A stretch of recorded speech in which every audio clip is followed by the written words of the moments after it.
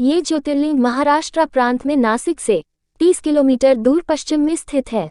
इस ज्योतिर्लिंग की स्थापना के विषय में शिव पुराण में ये कथा वर्णित है। एक बार महर्षि गौतम के तपोवन में रहने वाले ब्राह्मणों की पत्नियां किसी बात पर उनकी पत्नी अहिल्या से नाराज हो गईं। उन्होंने अपने पतियों को ऋषि गौतम का अपमान करने के लिए प्रेरित किया। उन ब्राह्मणों ने इसके निमित्त भगवान श्री गणेश जी की आराधना की। उनकी आराधना से प्रसन्न हो गणेश जी ने प्रकट होकर उनसे वर मांगने को कहा। उन ब्राह्मणों ने कहा, प्रभु, यदि आप हम पर प्रसन्न हैं तो किसी प्रकार ऋषि गौतम को इस आश्रम से बाहर निकाल दें। उनकी यह बात सुनकर गणेश जी ने उन्हें ऐसा वर मांगने के लिए समझाया, किंतु वे अपने आग्रह पर अटल रहे। अंततः गणेश जी को विवश होकर उनकी बात माननी पड़ी। अपने भक्तों का मन रखने के लिए वे एक दुर्बल गाय का रूप धारण करके ऋषि गौतम के खेत में जाकर रहने लगे। गाय को फसल चरते देखकर ऋषि बड़ी नरमी के साथ हाथ में तृण लेकर उसे हाँकने के लिए लपके।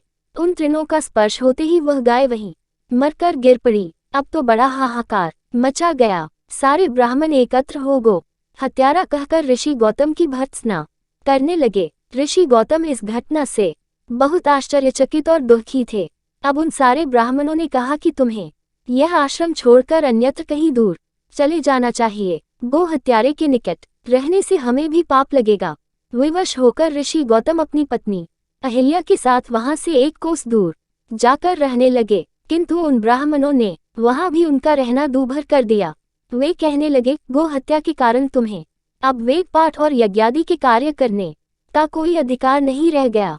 अत्यंत अनुनय भाव से ऋषि गौतम ने उन ब्राह्मणों से प्रार्थना की कि आप लोग मेरे प्रायश्चित और उद्धार का कोई उपाय बताएं। तब उन्होंने कहा, गौतम, तुम अपने पाप को सर्वत्र सबको बताते हुए 3 बार पूरी पृथ्वी की परिक्रमा करो, फिर लौटकर यहाँ 1 महीने तक व्रत करो। इसके बाद ब्रह्मागिरि की 101 परिक्रमा करने के बाद तुम्हारी शुद्धि होगी, अथवा यहाँ गंगा जी को लाकर उनके जल से स्नान करके 1 करोड़ पार्थिव शिवलिंगों से शिवजी की आराधना करो। इसके बाद पुनः गंगा जी में स्नान करके इस ब्रह्मागिरि की 11 बार परिक्रमा करो। फिर 100 घड़ों के पवित्र जल से पार्थिव शिवलिंगों को स्नान कराने से तुम्हारा उद्धार होगा। ब्राह्मणों के कथन अनुसार महर्षि गौतम वे सारे कार्य पूरे करके पत्नी के साथ पुनर्तः तल्लीन होकर भगवान शिव की आराधना करने लगे। इससे प्रसन्न हो भगवान शिव ने प्रकट होकर उनसे वर मांगने को कहा। महर्षि गौतम ने उनसे कहा, भगवान, मैं यही चाहता हूँ कि आप मुझे गोहत्या के पाप से मुक्त कर दें।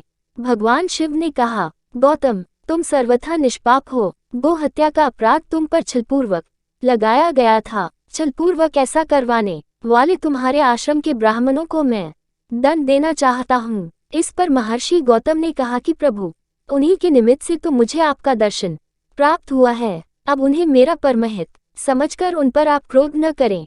बहुत से ऋषियों, मुनियों और देवगणों ने वहां एकत्र हो गौतम की बात का अनुमोदन करते हुए भगवान शिव से सदा वहां निवास करने की प्रार्थना की। वे उनकी बात मानकर वहां त्रयंबकेश्वर ज्योतिर्लिंग के नाम से स्थित हो गए। गौतम जी द्वारा लाई गई गंगा जी भी वहां पास में गोदावरी नाम से प्रवाहित होने लगी।